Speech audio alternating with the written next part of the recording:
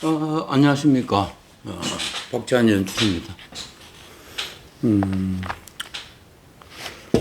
오늘 그 대사로 다시 돌아가자고 했습니다.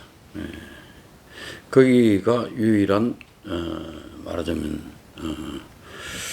흔적이니까요. 그걸 가지고 어떻게 해봐야 된다는 얘기인데 판을 만들기 위해서. 그리고 저는 독백연기가 사실 모든 연기에 사실 출발이죠. 예.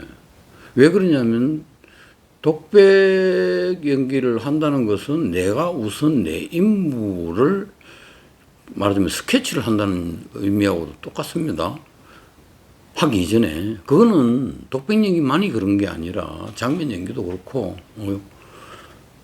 대상을 만나기 전에 내가 먼저 개인적 작업을 해놓고 그 다음 만나야 됩니다. 다시 말해 내가 그냥 덜렁 만날 수가 없잖아요. 내가 지금 연기하고 있는 인물이 만나야 되는 거잖아. 그런 의미에서 독백 연기는 근본 중에 근본일 수 있습니다. 연기에 판을 만드는 근본일 수도 있습니다. 대사를 봤어요.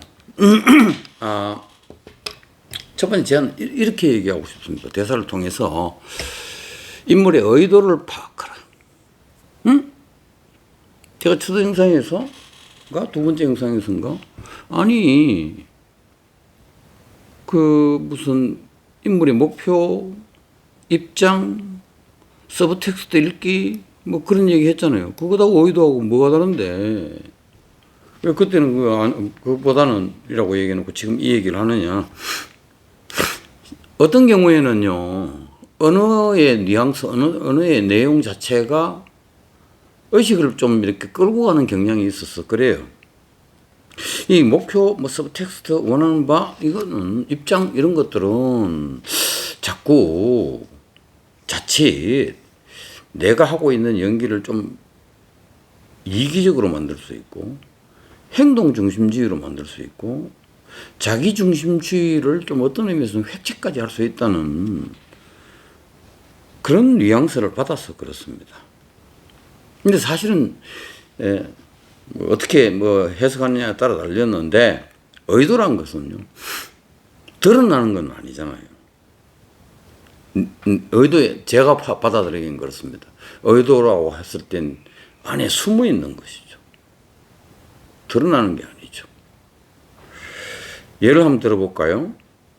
권투 시합을 한번 봅시다. 매 라운드마다 3분하고 1분 쉬지 않습니까? 요즘은 격투기 해가지고. 격투기도 그렇지, 쉬지. 그러면 1분 쉴 때 이제 코치가 올라와서 막 뭐라고 떠들어줍니다.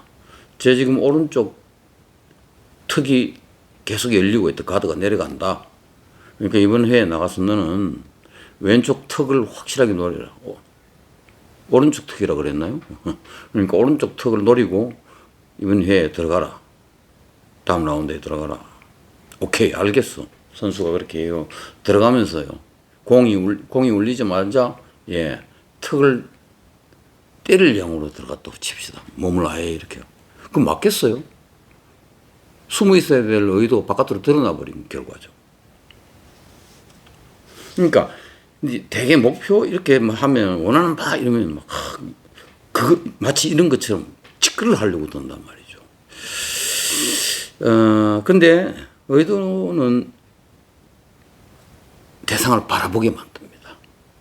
일전에 말씀드렸듯이 독백은 대상이 없는 게 아니다. 혼자 하는 게 아니다. 독백은 어떤 식으로든 반드시 대상이 있다고 얘기했습니다.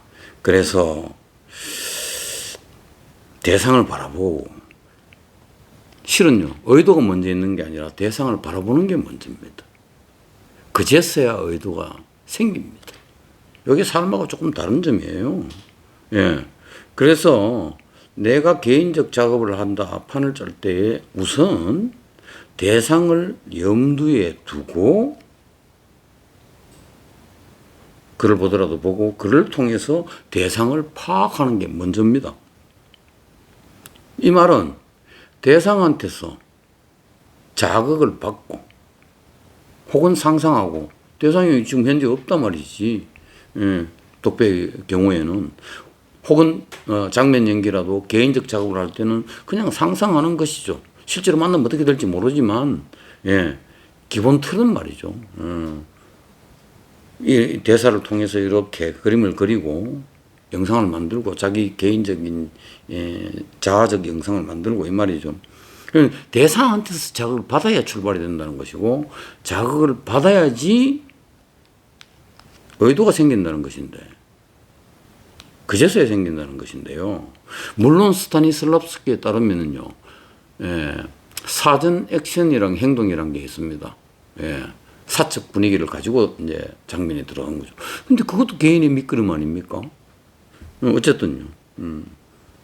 그 자체도 뭔가로부터 받은 것일 가능성이 크지만 어쨌든 대상한테서 자극을 받아야 된다는 것이고 이 자극은 바로 뭐 어디로 연결되어 있냐. 제가 오늘 제목으로서는요.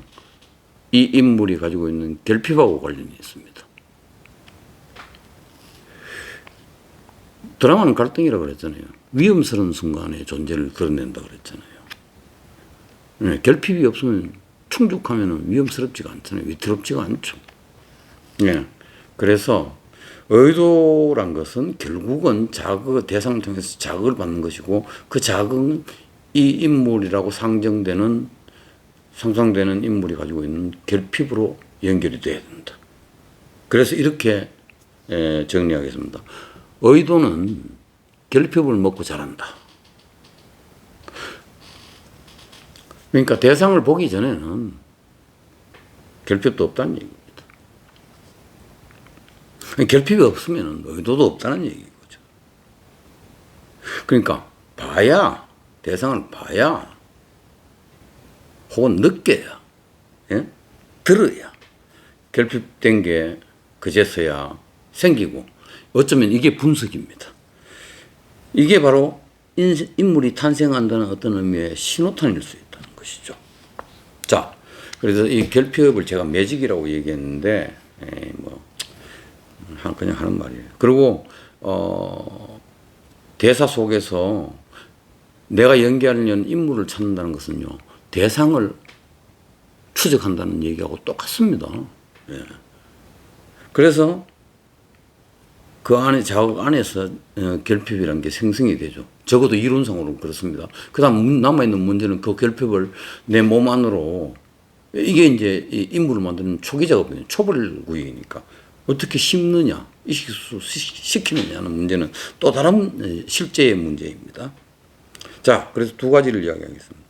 그렇다면은 지금 현재 내가 지금 연기하려는 이 인물 안에는 뭐밖에 없다? 결핍밖에 없다는 것입니다. 예. 드라마 속의 인물이 실제 살아있는 인물이라고 생각하면 조금 의심스럽습니다, 저는. 예. 나중에 그렇게 되겠지만 추적하는 과정 속에서는요, 그렇지 않습니다. 몸속에 아무것도 없고 결핍만 있는 그런 인간이 뭐 있을 수 있겠어요. 드라마는 그렇게 추적해야 됩니다. 예. 요 순간에는 인물은 실제 사람이 아니라고 믿는 게 좋습니다. 이게 이제 배우 몸 안에서 인물이란 에너지 덩어리를 이제 낳고 성장시키고 춤추게 만들고 놀게 만드는 원동력이 될 수 있다. 그리고 이 결핍은 내가 이 인물을 연기하는 내가 이 결핍을 가지고 막 노력한다고 해서 자기가 채울 수 있는 문제는 아니다. 예. 누가 한다고요? 대상은 이래서 필요한 건데 대상만이 결핍을 메워줄 수 있다. 요즘은 좀 인지하시기 바랍니다. 아니 내가 결핍이 있고 그 결핍을 내가 채울 수 있다면 대상이 왜 필요해요? 그러나 대상 없는 드라마는 없습니다.